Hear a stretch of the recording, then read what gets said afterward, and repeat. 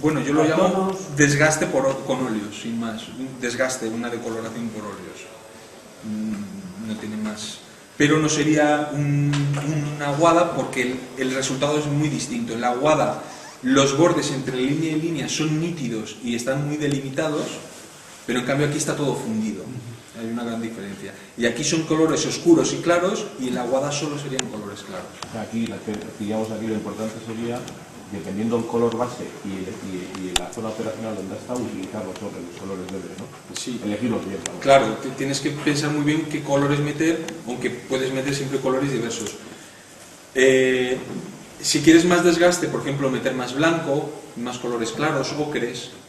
Si quieres oscurecerlo por otras razones, pues metes más marrones, más azul. El azul, por ejemplo, se puede meter para dar efectos de sombra en determinadas zonas. Por ejemplo, yo de cañón metería más azul y menos blanco y el naranja ese. Y en cambio, por zonas más expuestas a la luz, metería más blanco y más naranja y menos azul. El azul solo le reservaría para zonas que quiero dar sombra. O sea, fijaros qué cantidad de cosas podemos hacer. Diferenciar paneles con eso. Exacto, unas zonas de una manera, otras de otra, las de arriba muy distintas a las de arriba. Fijaros utilidad y solo con una técnica, o sea, qué cantidad de campo se nos abre solo con pensar como estamos pensando ahora de cada trampilla de un color, cada zona de una manera diferente, y siempre teniendo en cuenta que al final el efecto de polvo de barro nos va a unificar en gran parte todo lo que hemos hecho. Por lo tanto, tranquilos y exagerarlo sin problema. ¿El efecto de aguada que has dicho siempre con colores claros? Sí. ¿Podrías poner un ejemplo en el KV que tienes acá? Aquí no se aprecia tanto, pero aquí sí que lo tengo hecho, que aquí por lo menos... Me he traído esto porque si hay algo que no puedo explicar en el momento, que lo podemos ver mejor. Sí, me quedan 200 minutos aún.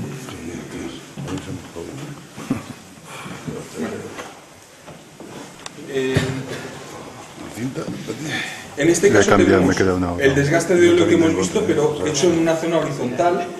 Vamos viendo cómo vamos poniendo los colores, cómo lo fundimos y cómo queda. Y aquí cómo se hace en una zona vertical, que es lo mismo que hemos hecho ahora y cómo quedaría. Sí, muy bueno.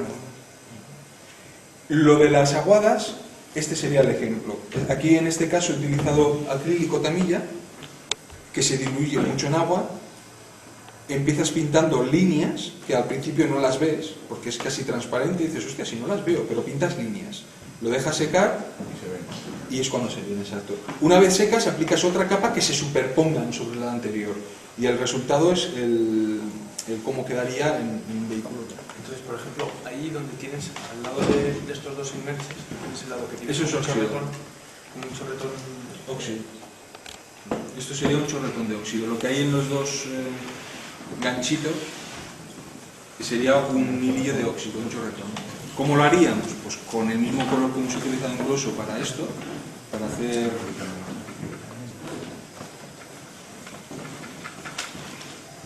Haríamos una pequeña línea.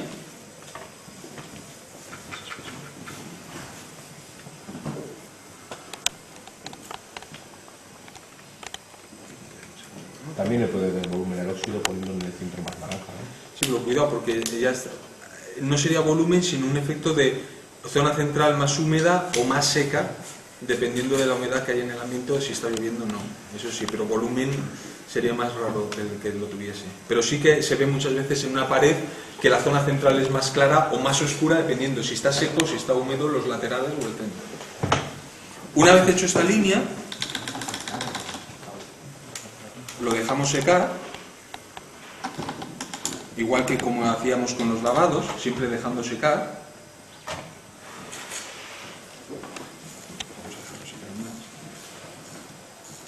Bueno, los desgastes con óleo evidentemente no funcionan bien en este ejemplo, ¿no?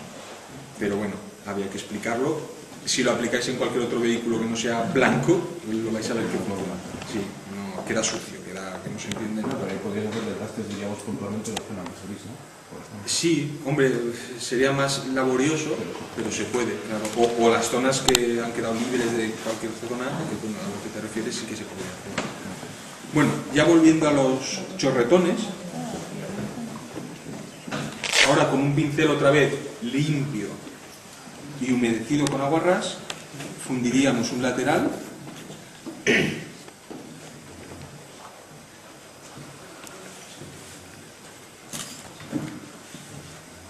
y luego el otro lateral.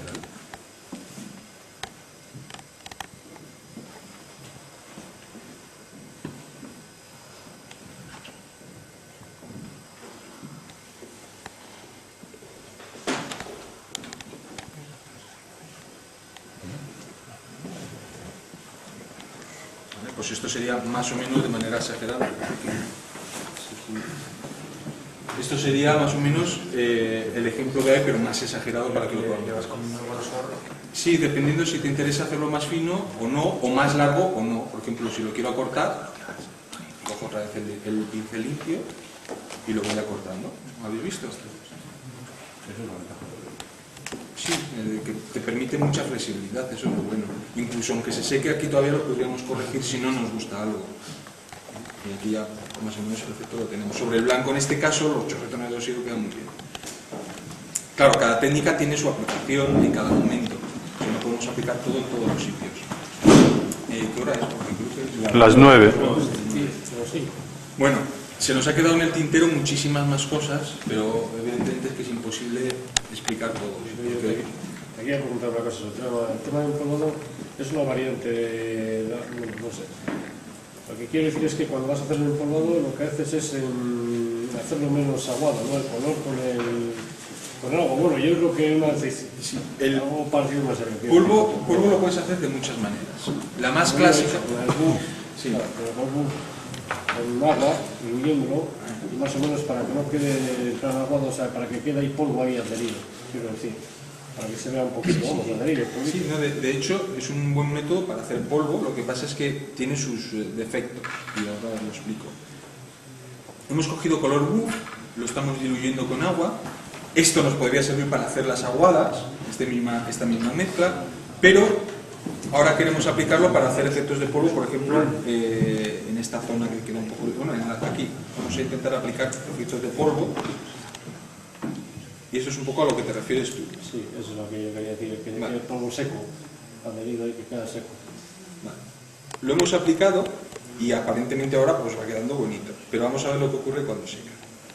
Ahora dices, ah, qué bien, se ha quedado como polvo acumulado. Vamos a ver cuando seca, hay que dejarlo secar ahora sí y te sigo explicando el tema del empolvado. Esto por un lado. Otro método de empolvar, luego continúo cuando se seque. Otro método de empolvar muy clásico es con el aerógrafo. Sería diluir este mismo color con aerógrafo y hacer un empolvado más suave y más uniforme. Es como un camión por un camino polvoriento que el polvo va cayendo uniforme sobre los laterales. Entonces el aerógrafo nos vendría muy bien. Y otro último método es con los pigmentos, que es una manera mucho más aleatoria porque funcionaría como en la realidad. Echas el pigmento, lo diluyes, se va metiendo por las ranuras a su capricho y el secado también es muy caprichoso, o sea, queda como quedaría en la realidad, unas zonas más intensas, otras más suaves. Entonces quizás es ahora la vertiente que más se está utilizando por eso, porque es lo más cercano a la realidad. Yo creo que hemos empezado hablando al principio. ¿Cómo ocurriría en la realidad? ¿De esta manera o de esta otra? Pues hagámoslo como en la pura realidad y es como más se acercaría. ¿Diluido ahí?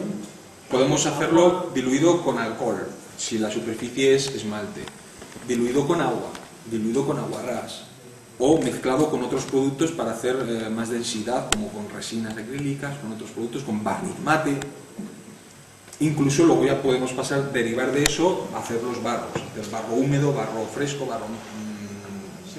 barro seco, mezclando el pigmento con distintos aglutinantes dependiendo de lo que queramos conseguir.